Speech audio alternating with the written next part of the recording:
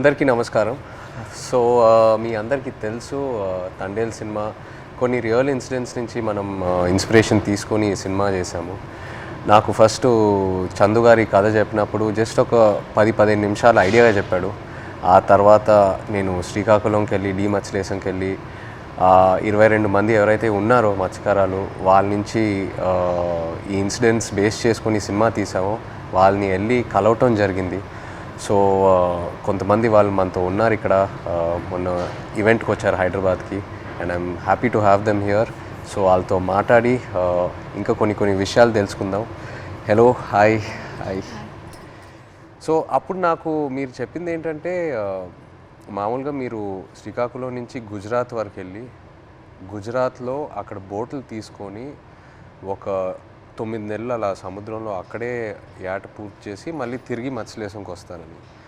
ఎందుకు గుజరాత్ వరకు ఎందుకు వెళ్తారు? అంటే మామూలుగా గుజరాత్ వరకు ఎందుకు వెళ్తున్నాం అంటే కారణం ఏంటంటే ఇక్కడ మనకి జట్టీలు అందుబాటులో లేవు. ఓకే. అంటే ఇక్కడ ఏటకి వెళ్తుంటే అలలు పెద్ద కెరటాలు ఇరిగేస్తుంటాయి. దాని బోట్ల కింద ఉండిపోయి ప్రాణాలు కోల్పోతున్నాం. అయితే గుజరాత్లో ప్రతి 20 కిలోమీటర్లకి జట్టీలు ఉంటాయి అక్కడ. ఓకే. అందుకనే ఉపాధి ఉంటుందని వెళ్ళిపోతున్నాం అక్కడ. ఓకే. జీవనోపాధి కష్టపడడానికి వెళ్ళిపోతున్నాం. సో మీరు ఒకసారి అక్కడికి వెళ్ళాక ఒక నెల రోజులు సముద్రంలోనే ఉంటారా? ఒకసారి బోట్ తీసుకున్న తర్వాత నెల రోజులు సముద్రంలోనే ఉంటారు? నెల రోజులు ఉంటాం. లేకపోతే మీకు కంప్లీట్గా బోట్ డెక్ ఫుల్ అయిన తర్వాత తిరిగి వస్తారా? అది సముద్రంలో ఏటకి వెళ్తాం. చేపలు ఎక్కి పట్టిందంటే 20 రోజులకు వచ్చేస్తుంటాం. అంటే ఐస్ అంటారు కదా, ఐస్ అయిపోయిందంటే వచ్చేస్తాం. ఓకే. చేపలు ఎక్కువ దొరికితే ముందు వచ్చేస్తాం, దొరకలేదంటే అక్కడక్కడ పట్టుకుంటూ నెంబర్లు కొట్టుకుంటూ ఎత్తుకుంటూ పట్టుకుంటాం. కొద్దిగా లేట్ అవుతుంది. చేపలు దొరికామంటే హ్యాంగ్ వచ్చేస్తుంది చెట్టు. ఓకే. అండ్ మీరు అక్కడ సముద్రంలో ఉన్నప్పుడు సెల్ ఫోన్ కనెక్షను, ఇంటోతో మాట్లాడాలనుకున్నా, పిల్లలతో మాట్లాడాలనుకున్నా అలాంటి అవ్వదు, ఏ కనెక్షన్ ఉండదు? అవ్వదు. దగ్గరలో అవ్వద్దు. అంటే గుజరాత్ వేరే వాళ్ళు ఉంది కదా పోలవరం దగ్గర, దాని నెంబర్ కొడతాం. ఒక 200 కిలోమీటర్లు ఉందనుకో, ఆ స్టీరింగ్ పట్టుకుంటూ వస్తాం. దగ్గరలో ఒక 20-30 కిలోమీటర్లు టవర్ వస్తుంది మాకు. అప్పుడు పైన స్లాబ్ మీదకి వెళ్ళడం, చూడడం, టవర్ రావడం, మాట్లాడడం. ఒక్కొక్కసారి కట్ అయిపోద్ది, 2 ముక్కలు మాట్లాడడం, మళ్ళీ చేయడం, అలా ప్రయత్నిస్తుంటాం. అలాగా. ఓకే. బాగున్నారా? చాలా బాగా. పిల్లలు బాగుంటారా? ఎలా ఉన్నారు? అందరూ బాగుంటారా? అమ్మ నాన్న అన్నీ అడుగుతాం. అట్లా ఉన్నప్పుడు అంటే ఎక్కడో చిన్న ఫీలింగ్ తట్టి ఉంటారు. తుఫాన్ అంటారు సడన్గా. గుజరాత్కి ఇలాగా టీవీలో చూస్తాం కదా, గుజరాత్కి తుఫాన్ ఉందని వస్తారు.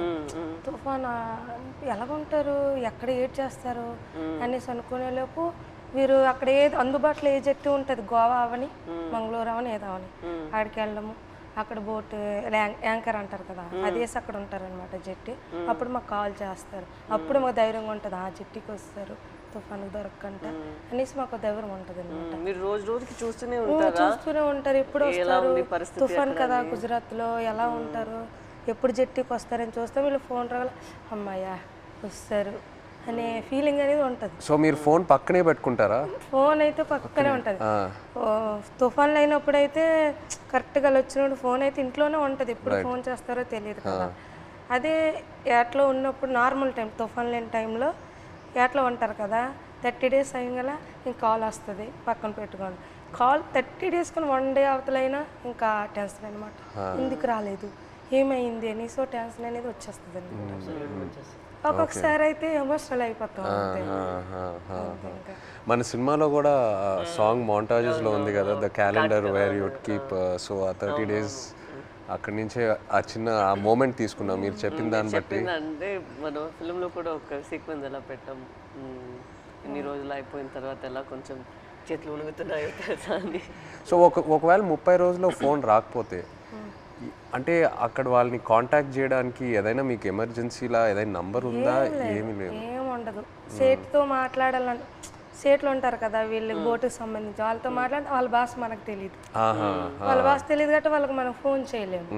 ఆ భాష వచ్చినంటే మన దగ్గర ఉంటారు. ఆ భాష వచ్చిన వాళ్ళందరూ గుజరాత్లో ఉంటారు కదా, జెంట్స్ మొత్తం గుజరాత్లో ఉంటారు. ఓన్లీ లేడీస్ ఇక్కడ ఏదో కూలి పని చేసుకొని చేపలు పట్టుకొని వెళ్ళి అమ్ముకోవడం, కానీ ఇక్కడ మా లేడీస్ ఉంటాం అంతే.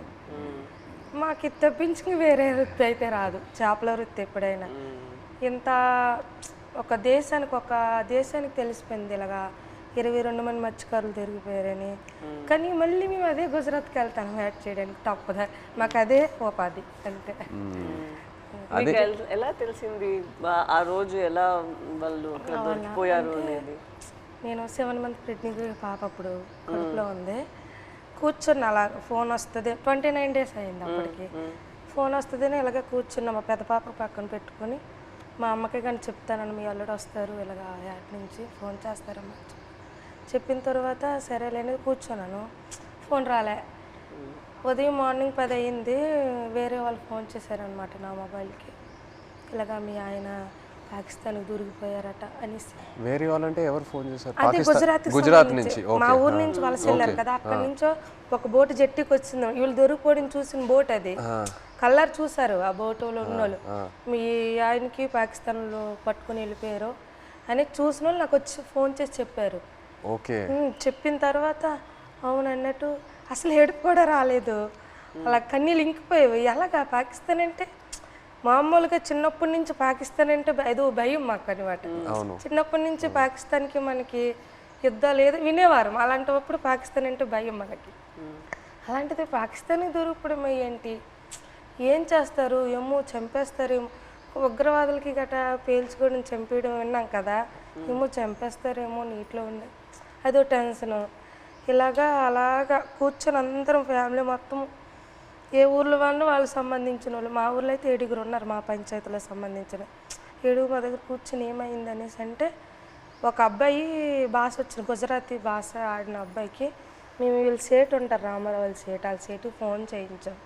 అడగండి ఒకసారి ఏమైంది ఆ సీట్కి అంటే, వాళ్ళు ఫోన్ చేసి అడిగారనమాట ఏమైంది, ఆ పాకిస్తాన్ వాళ్ళు పట్టుకెళ్ళిపోయారంట, ఏమైంది సేట్ అని అడిగితే అతనేమో పట్టుకుని వెళ్ళిపోయారు, నీటిలో ఉంచారని చెప్పారు. ఇంకా మాకైతే ఎలాగ వస్తారు అనేసి, ఎలాగ ఆలోచించాలి, ఎక్కడికి వెళ్ళాలి, ఎలాగ తీసుకురావాలి అనేసి ఒక ఎమోషనల్ అయితే మామూలుగా కాదు. 22 మెంబర్స్ అంటే చిన్నపిల్లలు, అప్పుడే మ్యారేజ్ అయిన అబ్బాయి అక్కడే ఉన్నాడు, నేను కడుపుతో ఉన్నాను, 2 పిల్లలు, ఒక భర్త దొరికిపోయిన ఆవిడ కూడా ఇంకా ఆ బాధ వేరే, 2 బిడ్డలు ఒక భర్త అంటే ఇంకా ఆ ఎమోషన్ అయితే ఇంకా వేరే. అందరం ఇంకా అంతే, ఏం చేయాలని ఆలోచనతో 1 month వరకు అలా ఉన్నాం. ఇలాగా న్యూస్ వచ్చి ఇలాగా ప్రసారం చేయడము, మీడియా కొంచెం హెల్ప్ చేసింది. ఓకే. ఓకే.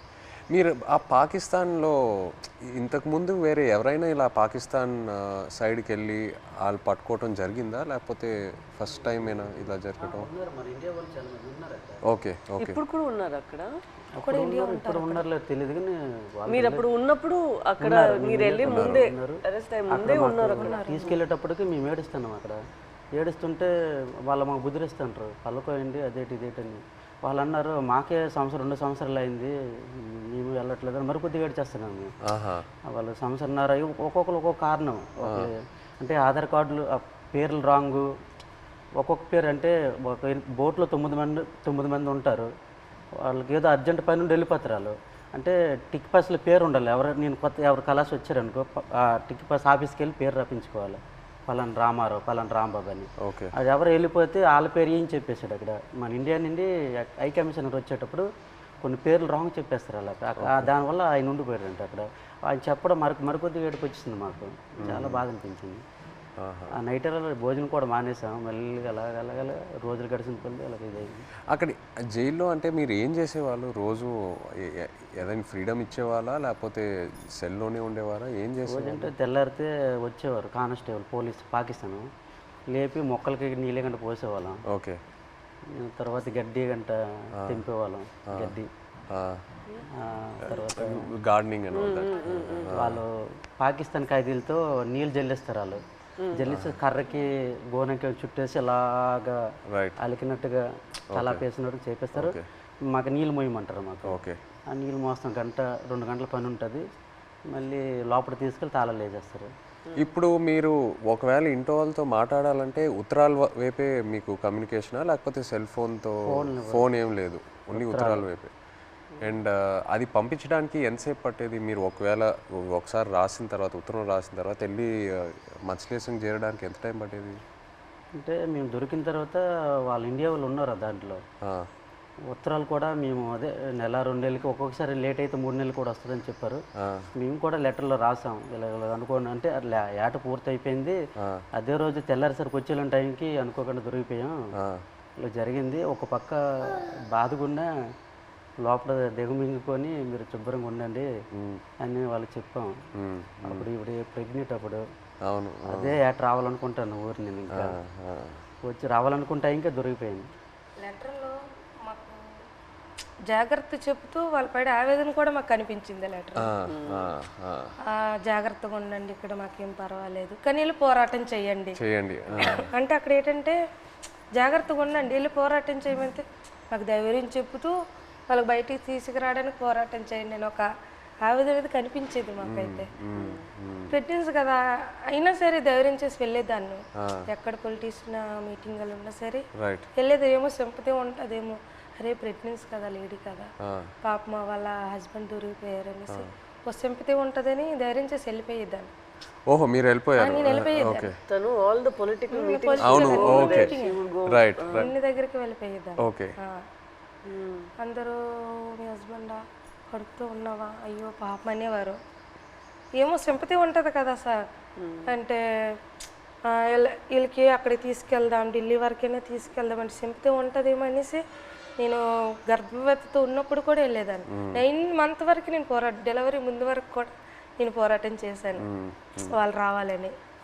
సో మీరు అక్కడ ఆంధ్రాలో తిరిగారు ఇలా పొలిటికల్ మీటింగ్స్ ఏదైనా ఉంటే, ఆ తర్వాత గుజరాత్ వరకు కూడా వెళ్ళారు కదా?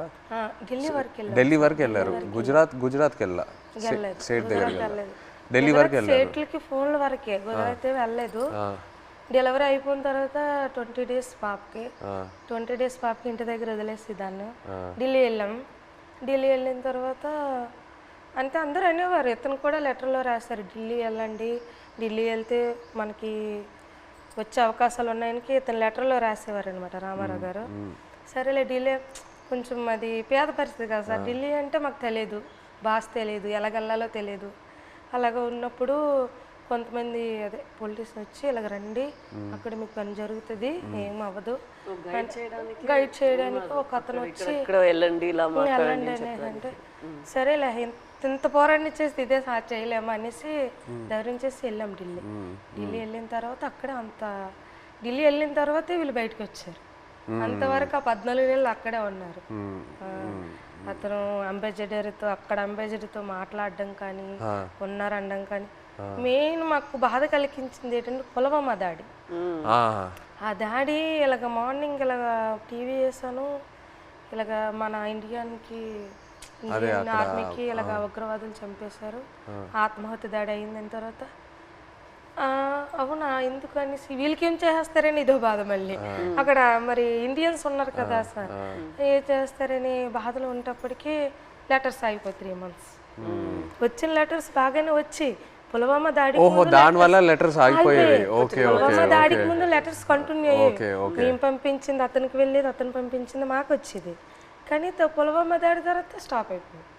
3 months వరకు ఒక్క లెటర్ రాలే. ఇంకా మాకు ఇంకా టెన్షన్ ఇంకా ఎక్కువైపోయింది, అదో బాధ అనేసి ఇలాగా మరి ఇంకా లేదు ఉండొద్దు ఎక్కడ ఢిల్లీ వెళ్ళిపోతాం అనుకుని అందరం 22 ఉమెన్స్ అందరూ ఇంకా లేదు పదండి అనేసి 22 మంది వెళ్ళిపోదాం లేదు ఇంత మా ఓన్ డబ్బులు అనుకొని పదండి అనేసి ముందడుగేస్తాం అంతే. ముందడుగేసుకొని వెళ్ళిపోయాం అంతే. వచ్చిన ద్వారా అందో వెళ్ళాం. అక్కడికి వెళ్ళిన తర్వాత జయశంకర్ అని విదేశాంగ మంత్రికి కల్పించారు. ఇంగ్లీష్ రాదు కదా, ఏదో మా తెలిసిన భాషలు అంటే అతను మా కన్నీళ్ళు చూసి అతనికి అర్థమైపోయింది అనమాట. ఓ ఇంత బాధపడుతున్నారని ఏడుస్తాను. మా ఆవేదన చెప్తూ మా కళ్ళని నీరు వచ్చేస్తుంది. అది చూసి పాపం అతను తట్టుకోలేకపోయారు. వెంటనే ఫోన్ పాకిస్తాన్ చేశారు. మన ఇండియా అంబాసిడర్ చేసిన తర్వాత పర్లేదు ఉన్నారు ఇలాగ వస్తారు అని చెప్పారు. జనవరి కల్లా వచ్చేస్తారు అన్నారు. మా దగ్గర చెప్పారు జనవరి కల్లా వచ్చేస్తారు, రాకపోతే మీకే పాకిస్తాన్ నేను తీసుకెళ్తాను, నేను భరోసా ఇస్తానని మాట ఇచ్చిన తర్వాత అప్పుడు ఇంకా హ్యాపీ అంతే. అతను అన్నట్టు జనవరి కల్లా మాకు ఫస్ట్ కల్లా అక్కడి నుంచి లిస్ట్ వస్తుంది అనమాట. గనగల రామారావుకి వాళ్ళ భాష వేరే కదా సార్, గనగల రామారావు, గుణగల్ల రామారావు, కేసమర్రికి కసమర్రయ్య అన్నట్టు పేరు ఓహో మీ పేరు కరెక్ట్గా వేయలేదా? లేదు సార్, ఆ లిస్ట్ కూడా రాంగ్ వచ్చింది అనమాట. గనగల రామారావుకి గంగల్ రామారావు. సో మీరు కన్ఫ్యూజ్ అయిపోయారా ఎవరు అక్కడ ఎవరు ఉన్నారు ఏంటి?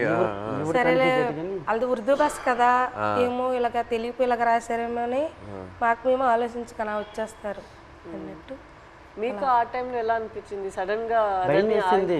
పేరు డిఫరెంట్గా ఉన్నప్పుడు 22 మందిలో 21 మంది వెళ్ళిపోయి నన్ను వదిలేస్తారేటని ఒక ఇది, వీళ్ళు కావాలని వాళ్ళకి రాస్తారేటో చెప్పలేం. పాకిస్తాన్ ఓన్లీ మీ పేరే తప్పేశారా? అందరివి ఉన్నాం, ఓకే అందరివి. అందరివి ఏదో ఒక మాది కొంతమంది అక్కడక్కడ పేరు గనగల రామారావుకి గంగల్ రామారావు వచ్చింది. గంగల్ రామారావు వస్తే మరి పేరు డిఫరెంట్ అయితే ఖచ్చితంగా వదిలేస్తారని అందరూ ఇండియా వాళ్ళు అంటుంటారు, ఇంతకుముందు ఉన్నవాళ్ళు పాత వాళ్ళు. నాకైతే రాత్రి ఇద్దరు రాలేదు.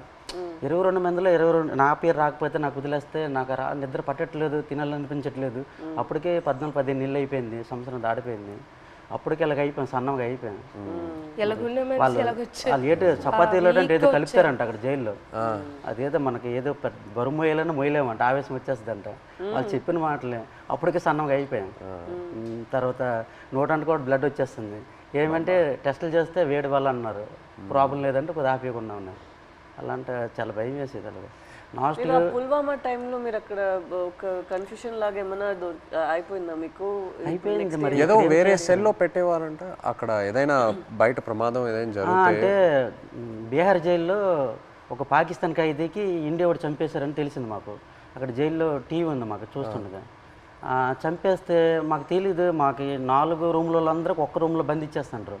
బ్యాగులకి నైన్గా పట్టుకొని ఒక రూమ్లో తీసుకెళ్ళి ఇంకోటి బాంబు వేసేస్తారు, మనం చంపేస్తారని అంటే ఇంకొకడు. చాలా భయం వేసేస్తుంది.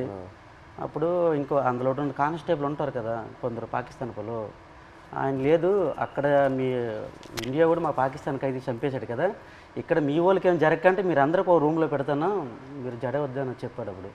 అప్పుడు కొద్దిగా ఊపిరి పీల్చుకున్నాం. అలా జరిగింది. అండ్ మీకు జైల్లో ఇప్పుడు డబ్బుల్లా ఇప్పుడు ఈ ఉత్తరాలు పంపించడానికి ఆ అమౌంట్ ఎలా మీకు వచ్చేది? పెన్నుల మీద పేర్లు చేస్తాను నేను, ఒక్కొక్కరు ఒక్కొక్క పని నేర్చుకున్నాం. నాకైతే 2 వారాలు పట్టింది టైం. ఓకే. ఇప్పుడు నాకు చైతన్య పెన్ను ఉంటుంది, పైన దారంతో నాకు చైతన్య పేరు వచ్చేస్తుంది. కింద సాయిపల్లి అంటే ఒక పెన్ను మీద 2 పేర్లు రాస్తే 2 పేర్లకు 200 ఇస్తారు. ఒక పేరు అయితే 100 రూపాయలు ఇస్తారు. అలాగే రోజుకి 5-6 పెన్నులు అలా చేసేవాడిని. ఆ పెన్నులు వాళ్ళకి ఇస్తే ఖైదీ లేట్ చేస్తారు, వాళ్ళకి బెయిల్ మీద వెళ్తారు కదా కోర్టుకి, వాళ్ళ ఫ్యామిలీకి ఇస్తారు కదా. ఆ డబ్బులతో మేము ఏంటంటే అప్పుడప్పుడు ఏదో గుడ్లు తెచ్చుకుంటాం కానీ మాంసం కానీ తినడం కానీ. 22 మందికి మరి మెయిన్ లీడర్ని కదా, వాళ్ళ గెడ్డలకు కానీ వాళ్ళ రింకిలకు కానీ బిస్కెట్లకు కానీ ముసలి వాళ్ళకి తెలియదు కదా, వాళ్ళకి డబ్బులు ఇచ్చేవాడిని గెడ్డలకి. సో ఒక్క ఉత్తరం పంపించడానికి ఎంత అయ్యేది మీకు? అంటే ఒక 200-300-500 అంటే మా డబ్బులు ఉండవని తెలిసి ఏవో ఖర్చులు మట్టుకు పనులు చేస్తుంటాం. వాళ్ళకి ఇచ్చి అలాగే. నేను ఎన్ని పేజీలు రాయొచ్చు ఒకసారి? ఎన్ని పేజీలు పంపించచ్చు ఉత్తరం? అంటే వైట్ పేపర్ మీద రాసి లోపల కవర్లో పెడతాం మేము. మినిమం రెండు పేపర్లు 22 మంది 2 పేపర్లో రాసి పంపించాలి. అంటే ఒక్కో ఇద్దరేసిది ఒక్కో ఉత్తరం ఉంటుంది. 22 మంది ఎవరిదా ఇద్దరు జాయింట్ పడేవాళ్ళం. ఓకే. ఇంకా డబ్బులు లేనప్పుడు సర్దుకుంటేవాళ్ళం. అలాగే ఇటు పెట్టి అలాగే అడ్జస్ట్మెంట్ అయ్యేవాళ్ళం. మీరు ఒక్కొక్కరికి ఈ ట్రిప్ అయితే నువ్వు లెటర్ పంపిస్తే నెక్స్ట్ ట్రిప్ నేను పంపుతాను. మళ్ళీ మాకు కాంప్రమైజ్ అయ్యి అడ్జస్ట్ చేసుకునేవాళ్ళం. ఓకే. అండ్ మీ పాప ఫోటో ఫస్ట్ టైం ఎలా చూసారు అక్కడ? అంటే పేపర్లో కటింగ్ చేసి ఉత్తరాలు పెట్టేసి పంపించారు ఆవిడ. అంటే అక్కడ ఏమేం జరుగుతుందనా ఊర్లో? ఓకే. పెట్టారు, పెట్టేసి పంపించేదాన్ని. అది చూసి అందులో చూసారు పాప. మీరు కావాలని అలా ఫోటో పెట్టారా? అంటే ఫోటో కావాలనే కాదు, చూడు ఇలాగ ధర్నా చేస్తున్నాం, మీరు భయపడకండి, ధైర్యంగా ఉండండి, మీకు తీసుకొచ్చే బాధ్యత మాదనేసి ఒక ధైర్యం చెబుతూ లెటర్ రాసేవారు. ఇక్కడ మేము భయపడే వాళ్ళకి భయపెట్టిస్తే వాళ్ళు ఇంకా భయపెట్టేస్తారు కదా అనేసి ఒక పోరాటం చేస్తాను, మీరు జడకండి ధర్నాలు చేస్తాను అనుకుని పాప ఫోటో కట్ చేసి పెట్టేసి పంపించారు. జైల్లో అయితే చాలా బాధ. అంటే ఆ పాకిస్తాన్ ఖైదీలకి పడుకుని పెట్టి చెట్ట పైకి ఎత్తేసి పట్టుకొని పెద్ద బెల్ట్ ఉంటుంది, ఇలాగ బాధేసేవారు. అమ్మో సచ్చాను బావ సచ్చాను అంటే మేమేంటి మనకి అలాగ కొట్టేస్తారని మేము జడిసిపోయాం. ఈ చెట్ట పైకి ఎత్తేసేవారు, చేయలేదు సాపేసేవారు. కింద పడుకుని పెద్ద బెల్ట్ ఉంటుంది, కర్ర పట్టుకొని ఇలా తిడ్డ ఉంటుంది అలా ఉంటుంది. ఆ బెల్ట్లో అలా కొడుతూ అమ్మో సచ్చాను 10 దెబ్బలు అంటే అలాంటివి. మనకి ఇండియా వాళ్ళు కూడా అలాగే కొడతాను జడిసిపోయాం. ఫస్ట్లో మేము వెళ్ళేటప్పటికి మొక్కలకి నీళ్ళు పోస్తుంటాం కదా, ఆ పక్కన వాళ్ళకి అది ఏం చేసాడో మనకు తెలీదు. అలా కొడుతుంటే అలాగే మనకి కూడా కొట్టేస్తారని భయం వేస్తుంది ఫస్ట్లో. వాళ్ళు అన్నారు మీకు ఇలాగ కొట్టరు, మీరు ఇంకా ఒకసారి 2 సార్లు తప్పులు చేస్తే మీకు కొడతారు. తప్పులు అంటే జైల్లో కానీ మా 22 మందిలో కానీ ఇంకా గుజరాత్లో ఉన్నారు ఇండియా వాళ్ళు కదా, ఏ బాత్రూమ్ దగ్గర కానీ బట్టలు ఉతుక్కున్నప్పుడు కానీ మనలో మనం కొట్టుకుంటే ఒకసారి కుదిరేసి రెండోసారికి గడికి ఒక మనిషి 3 తప్పులు చేస్తే మీకు కూడా అలాగే పడుతుందంటే అప్పటి నుంచి గొడవలు కూడా అదే బాత్రూమ్ దగ్గర అలాగే అడ్జస్ట్మెంట్ అయిపోవాలి మేము. అలాగే అలా కొట్టేస్తారు రిటర్న్. మీరు ఒక్కొక్కరికి ఎలా సమాధానం చెప్తారు అక్కడ ఎన్ని రోజులు ఉన్నప్పుడు? ఎలా మీరు సమాధానం ఏంటి, తిట్టేవారు కూడా 22 మంది ఉన్నాం, నీ వల్లేని ఇలా ఇలా జరిగింది, మా డ్రైవర్లు కూడా నీ వెంట వచ్చారు. అంటే ఇంతకు ముందు ఇతనికి యాట్లో గనగల రామారావు పాకిస్తాన్ వైపు ఎక్కి యాడ్ చేసేవారు, బోర్డర్ దగ్గరలో ఇతని వల్ల దొరికిపోయారు అనేసి ఒక బ్యాడ్ నేమ్ మీద వచ్చింది ఇతనికి. ఇతను అది దృష్టిలో పెట్టుకుని భోజనం సరిగ్గా చేసేవారు కదా అక్కడ. పెళ్ళి అవన్న కుర్రోలు కూడా ఉన్నారు కదా, నా పెళ్ళి అవ్వకుండా కూడా మీరు చేస్తారు, నేనిండా మేము దొరికిపోయాం అని అనేవారు. ఒక బాధలో ఉండేది. తప్పదు మరి, జరిగిపోయింది చాలా బాధ. బట్ ఇప్పుడు వాళ్ళందరూ బయట వచ్చేసారు, పిల్లలు కూడా చేసుకుంటారు. భయంలో ఉన్నప్పుడు అలాగే సడన్ గా మనం మాట్లాడతామా అనుకునేది మాట్లాడేస్తాం. మీరు గుజరాత్ సేట్ దగ్గరికి వెళ్ళి ఆయనతో మాట్లాడటం ఐడియా రాలేదా? అంటే సేట్ దగ్గరికి వెళ్తే ఆ డబ్బు ఆ విషయం భాష రాదు కదా, సో దానివల్ల మీరు కొంచెం ప్రెగ్నెన్సీ డెలివరీ టైం కదా సార్, అతను లేరు, మనకి కొంచెం ఇబ్బంది ఉందనేసి నేను అతను సేటికి ఫోన్ చేశాను సార్. అక్కడికి చేసిన తర్వాత ఇలాగ అంటే భాష వచ్చిన వాళ్ళతో మాట్లాడించాను, ఇలాగ చెప్పండి డెలివరీ టైం ఉంది కదా, అతనికి ఏమైనా అమౌంట్ నేను వెయ్యను అంటే కొంచెం కోపంగా మాట్లాడేవారు వాళ్ళు. నేను వెయ్యను, పట్టించుకోలేదు వాళ్ళు చేయట్లేదు. మాకు కూడా 2 బోట్లు దొరికిపోయాయి కదా, ఇంకా నేను ఎందుకు మీకు వెయ్యాలన్నట్టు ఆయన అన్నారు. ఇప్పుడు మీరు ఇలా ఒక పరిస్థితి రాలేదంటే కూడా మీకు చాలా కష్టాలు వస్తూనే ఉంటాయి కదా, మీకు రోజుకి ఇలా మీరు చెప్పినట్టు ఎలా తుఫాన్ వస్తుంది ఇదన్నీ మీరు చూస్తూనే ఉండాలి కదా. తుఫాన్ వచ్చింది, అక్కడ చేస్తుండగా తుఫాన్ వచ్చింది, తర్వాత యాంటీ అని ఓర్లేసి మాకు పిడికి పడ్డా తిరిగిపోయింది, చాలా ఇబ్బంది పడ్డాం. తర్వాత బోటు మొత్తం నీరు అయిపోయింది, చాలా ఎదుర్కొన్నాం అన్నీ. ఒక్కొక్కసారి బోట్లు మునిగిపోతున్న టైంలో పక్కన బోట్ వచ్చి మనుషులు కాపాడేవారు, బోట్ మాత్రం మునిగిపోయేది. కానీ అక్కడ పక్కన బోట్ లేకపోతే ప్రాణాలు కూడా కోల్పోతారు. అలాంటి పరిస్థితి ఇదన్నీ వాళ్ళు చెప్పినప్పుడు మీరు మీ ఆయన దగ్గర అడగలేదా, మీరు ఎందుకు ఈ పని చేస్తున్నారు, మాతోనే ఉండండి, ఇక్కడే ఏమైనా పని చేయండి, మీరు అట్లేం అడగలేదా? లేదు మేడం, అలాంటి ఉపాధి అక్కడ లేదు, మా సైడ్ లేదు. అక్కడికి వెళ్తేనే మాకు మేము అంటే ఇక్కడ రూపాయి ఇస్తే అక్కడ 2 రూపాయలు లేదు. ఇక్కడ నెలనూలే లైక్ ల్యాండ్ ఇట్ సెల్ఫ్ వేరే ఏమైనా ఒక పని మనం చేసుకోవాలి కదా, ఇంత రిస్కీగా ఎందుకు? చాలా మంది డిగ్రీ ఇవన్నీ చదువుకుని ఉన్నారు చాలా మంది, చేసిన వాళ్ళు కానీ జాబులు రావట్లేదు. మంచిగా ఎస్టీ జాబితాలో ఏదో చేరిస్తే మాకు జాబులు వస్తామని అంటారు, కానీ చదువుకున్న జాబులు రావట్లేదు. అందుకే ఎక్కువ వలసలు వెళ్ళిపోతారు. చాలామంది చదువుకున్న వాళ్ళు కూడా వెళ్ళిపోతుంటారు, వీళ్ళ అబ్బాయి కూడా చదువుకుంటారు. చాలామంది డిగ్రీలు ఇంటర్లు చదువుకున్న జాబులు రాక వెళ్ళిపోతుంటారు. మా మధ్యకి ఎస్టీ జాబితాలో చేరిస్తేనే ఆ జాబులు వస్తావంటే దానికోసం ప్రయత్నిస్తాను, కానీ ఎవరు సరిగ్గా పట్టించుకోవట్లేదు. ఎందుకు మాకు జాబులు రావట్లేదు అర్థం కావట్లేదు. సో మీరు శ్రీకాకుళం నుంచి లెటర్స్ పంపిద్దాం అనుకున్నారు కదా పాకిస్తాన్కి, అప్పుడు జైల్లో ఉన్నప్పుడు. అప్పుడు ఇక్కడి నుంచి లెటర్లు పంపించడానికి ఏదైనా ఇబ్బంది ఉండిందా? ఇబ్బంది ఉంది. ఇక్కడ నుంచి లెటర్స్ అంటే వాళ్ళు అడ్రస్ రాశారనమాట, ఇలా పంపించండి, టు అడ్రస్ ఫ్రమ్ అడ్రస్ అన్నట్టు ఉంటుంది, ఇలా పంపించండి అని రాశారు. అలాగే మేము పోస్ట్ ఆఫీస్కి వెళ్ళి ఇలాగ రాస్తే పాకిస్తాన్ రాస్తే వాళ్ళు చదివారు, పాకిస్తాన్ ఏంటి, పాకిస్తాన్కి మీకేం సంబంధం, మీరు పాకిస్తాన్కి లెటర్ వేయడం ఏంటి, ఇలాగ అడిగేవారు అనమాట. చాలా ఇబ్బంది పెట్టేశారు. 2-3 డేస్ వాళ్ళకి ఇలాగే ఇబ్బంది పెట్టేస్తే మేము ఈ స్టోరీ మొత్తం చెప్పిన తర్వాత వాళ్ళు అప్పుడు ఒప్పుకున్నారు. తర్వాత మేము ఏదో పాకిస్తాన్ నుంచి వచ్చినట్టు, వీళ్ళు పాకిస్తాన్ వాళ్ళు, మీరే ఈడమేటి పాకిస్తాన్ అనేసి వాళ్ళ క్వశ్చన్లు అడిగేవారు. చాలా ఇబ్బంది పెట్టేశారు. తర్వాత స్టోరీ మొత్తం చెప్పిన తర్వాత అప్పుడు నమ్మారు. అంతే. మీ ఫ్యామిలీ ఎవరు చెప్పలేదా మీకు ఇలా చేపలు పట్టుకున్న వాళ్ళని పెళ్లి చేసుకోకూడదు, ఇలాగే ఉంటుంది మీకు, ఇదన్నీ ఎందుకు, లేదంటే ఎందుకు లవ్లో పడుతున్నారు మీరు ఇలా రిస్కీ లైఫ్లో ఉన్న వాళ్ళతో, అలా ఏమి ఎవరు చెప్పలేదా? ఏదండి అదే మీరు ఎవరు చెప్పలేదా? అమ్మ నాన్న వాళ్ళు ఎవరు లేదు, ఇక్కడ ఉన్న వాళ్ళే చెప్పినా అవి లవ్లో ఉంటాం కదా, అవి కనిపించదు అనమాట. అంతే, లవ్లో ఉంటే అతనే కావాలన్నట్టు ఉంటది అంతే. ఎంత రిస్క్ అయినా పర్లేదు ఇలాగే ఉండిపోతాను. అతనే కావాలి. మన తండేల్లో సత్య అండ్ రాజు లాగే ఒక రకంగా. సార్ ఇప్పుడు మేము పాకిస్తాన్ భారతదేశం మొత్తం తెలుసు కదా, ఈ కథ తీయాలని మీకు ఎలాగనిపించింది? మా ఇంటికి రావడం, తినడం, చేయడం చాలా హ్యాపీ అనిపించింది. మీకు ఎలాగ ఆలోచన వచ్చింది తీయాలని? ఎంతమందికి తెలుసు కదా, చాలామంది ఉన్నారు, ఎవరికి రాని ఆలోచన మీకు ఎలాగొచ్చింది? లేదు, చాలా అంటే ఫస్ట్ నాకు చందు ఈ కథ చెప్పిన తర్వాత కార్తిక్ వచ్చి నాకు ఈ ఐడియా చెప్పాడు. ఆ తర్వాత చందు నాకు నేను సినిమాలో ఇలా ఇలా ఒక స్క్రీన్ ప్లే ఇలా తీద్దాం అనుకున్నాను చెప్పిన తర్వాత బాగా ఎక్సైట్ అయ్యా. వెంటనే మనం శ్రీకాకుళంకి వెళ్ళి మత్స్యలేశంకి వెళ్ళి అందరినీ కలుద్దాము, అక్కడ వాళ్ళని కలిస్తే నాకు ఇంకా మంచి ఐడియాస్ వస్తాయని చెప్పి అక్కడ వచ్చి మీతో ఆ రోజు స్పెండ్ చేయడం జరిగింది. ఆ తర్వాత వైజాగ్కి వెళ్ళి పోర్ట్లో మళ్ళీ సముద్రంలోకి వెళ్ళటం అదంతా జరిగింది. కానీ మిమ్మల్ని వచ్చి కలిసాక నాకు అర్థమైంది ఈ క్యారెక్టర్లో, ఈ కథలో ఇంకా ఎన్ని లేయర్స్ ఉన్నాయి, ఎన్ని కష్టాలు ఉన్నాయి, ఎన్ని హై పాయింట్స్, ఇన్స్పైరింగ్ ఎలిమెంట్స్ ఎన్నో ఉన్నాయని. సో ఇప్పుడు తండేలు అంటే దాని మీనింగ్ ముందే మీకు తెలుసా? కార్తిక్ చెప్పి లేదు, తండేలంటే అంతకుముందు తెలీదు. తండేలంటే మనకి ఈ బోట్ క్యాప్టెన్ లీడర్ అనేది ఒకసారి నాకు కథలోకి వచ్చాకే తెలిసింది, అంతకుముందు తెలియదు. మాకు అక్కడ తండేలు అంటారు గుజరాత్లో. అదే వాండర్లో మాకు తండేలు అంటే చిప్పి నడిపించే వారిని తండేలు అంటారు అక్కడ.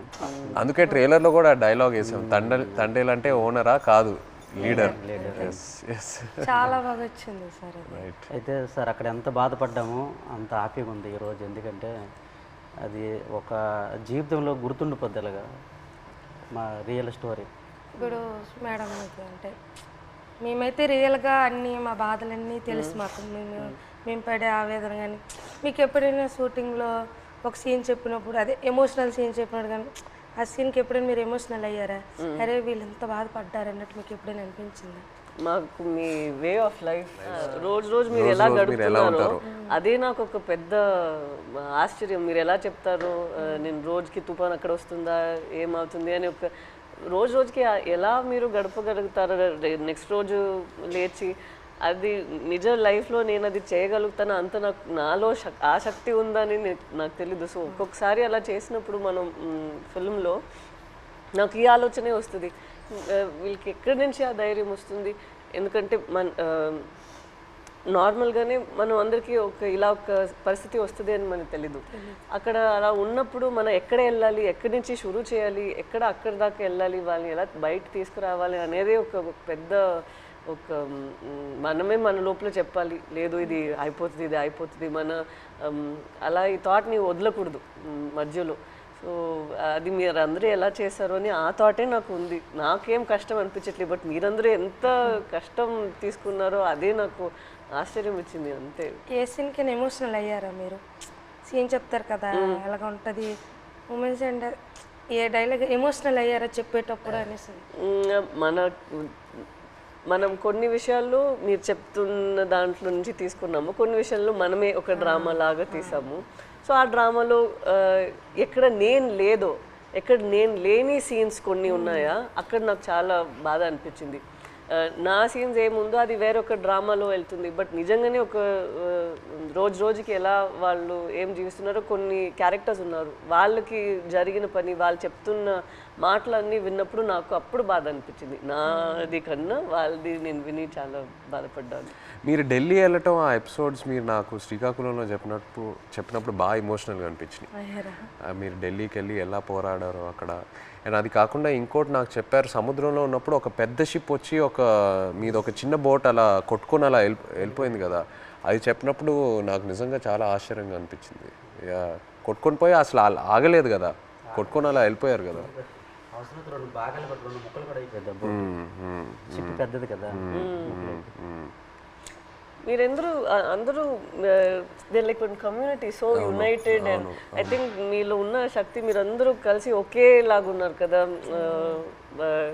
Like one family. ఒక ఫ్యామిలీ అర్థమైంది, బట్ మీరు అందరి ఒకే ఫ్యామిలీ కదా.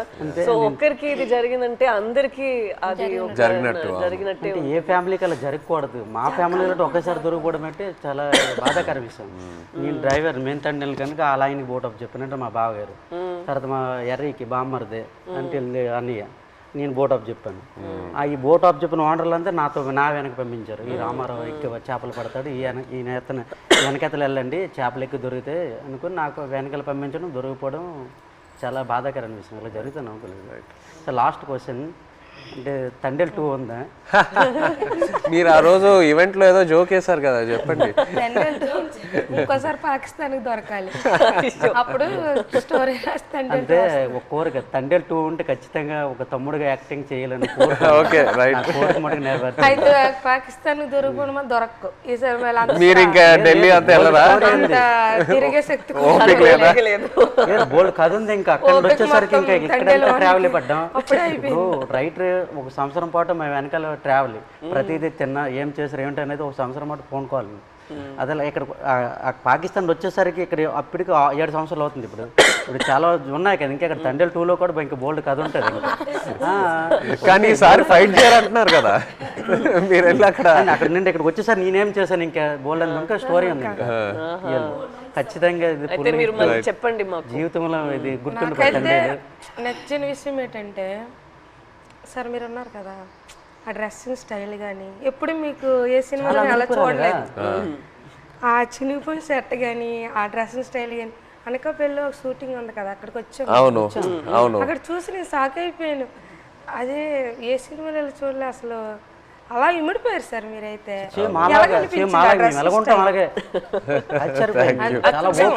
అదే నేను చెప్తున్నా కదా, మిమ్మల్ని వచ్చి అప్పుడు కలిసి మీతో టైం స్పెండ్ చేశాకే నాకు ఆ క్లారిటీ వచ్చింది. ఓకే మనం ఇలా క్యారెక్టర్ని ఇలా డిజైన్ చేయాలి.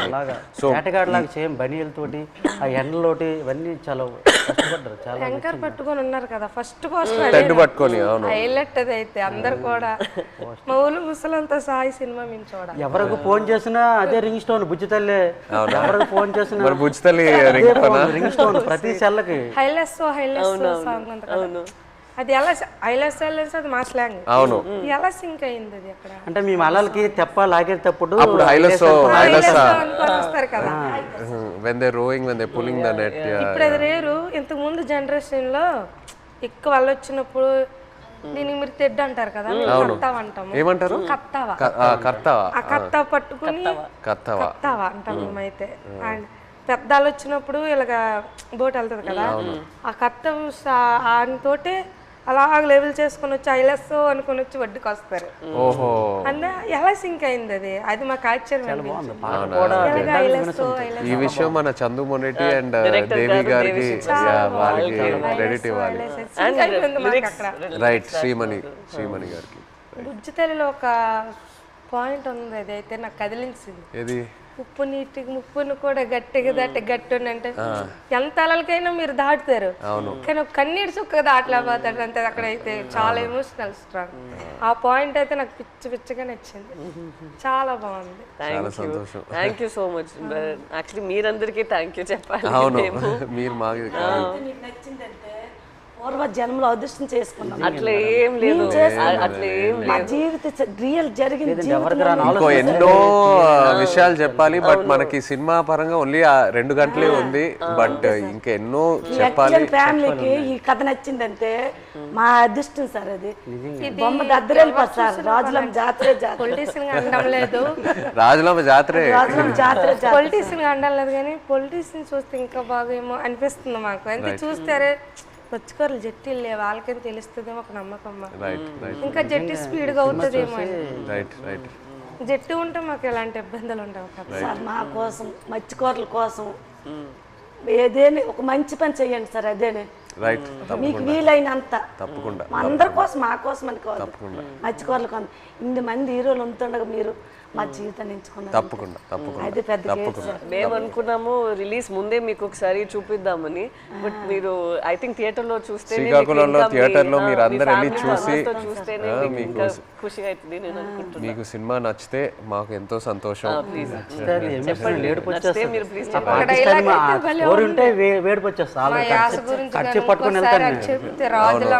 అది మిమ్మల్ని మైండ్ లో పెట్టుకొని చేస్తాం. అవునా? జరిగింది. ఇప్పుడు మేము చేపలు సార్, మా యాస వేరే ఉంటుంది.